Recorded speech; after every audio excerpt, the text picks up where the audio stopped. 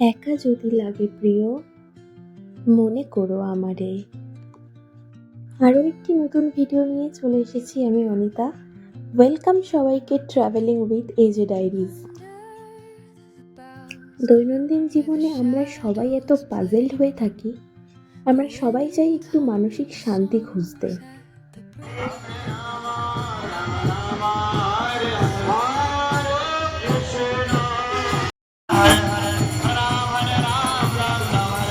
আর সেটা যদি হয় শীতের মরশুম, কার না ভালো লাগে এদিক ওদিক ঘোরাঘুরি করতে।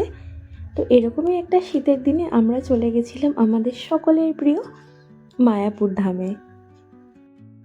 এখানে সব জায়গাতেই প্রায় ছবি তোলার নিষেধ থাকে, তো আমরা প্রথমে চলে গেছিলাম মায়াপুরের থিয়েটারে, যেখানে কিন্তু শ্রীকৃষ্ণের বিভিন্ন লীলা দেখানো হয়।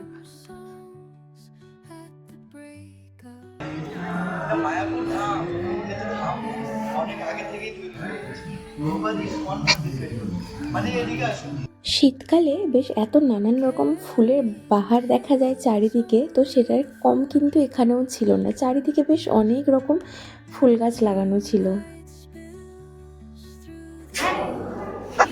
আমরা চলে গিয়েছিলাম মায়াপুরের গোশালা দেখতে। এখানে যদি চাও কেউ, তোমরা কিন্তু গোসেবাও দিতে পারো, সেটার আয়োজনও করা রয়েছে। মায়াপুরে এমন অনেক জিনিস রয়েছে দেখার, হয়তো একদিনে গেলে সবটা কভার আপ করা যায় না।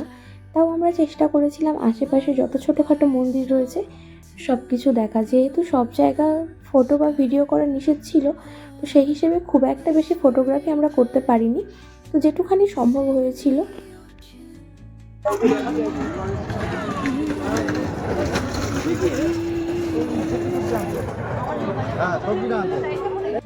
মন্দিরের সামনে ঢোকার মুখে কাউন্টার রয়েছে, যেখান থেকে কিন্তু মহাপ্রসাদের কুপনগুলো দেওয়া হয়, তো আমরা সেখান থেকেই কুপন কেটে নিয়েছিলাম।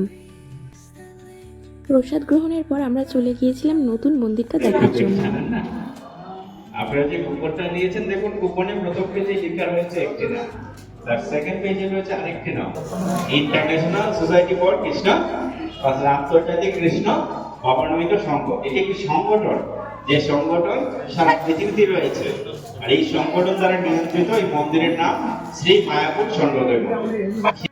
নতুন মন্দিরের কারুকার্য দেখার পর আমরা চলে গিয়েছিলাম শোভাযাত্রার উদ্দেশ্যে, যেখানে সমস্ত ভক্তবৃন্দরা মনের আনন্দে নাচছিলেন।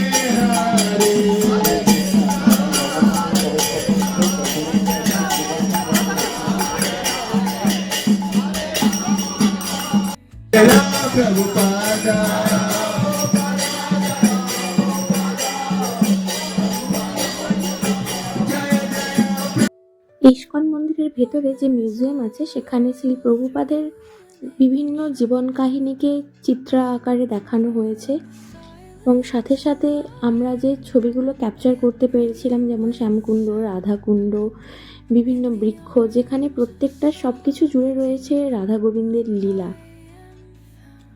আমরা যখন দিল্লিতে গেছিলাম, আমরা সেখানেও কিন্তু ইস্কন মন্দিরে গিয়েছিলাম ঘুরতে, খুবই ভালো লেগেছিল। সেটার কিছু ছবিও আমি আগে পোস্ট করেছিলাম।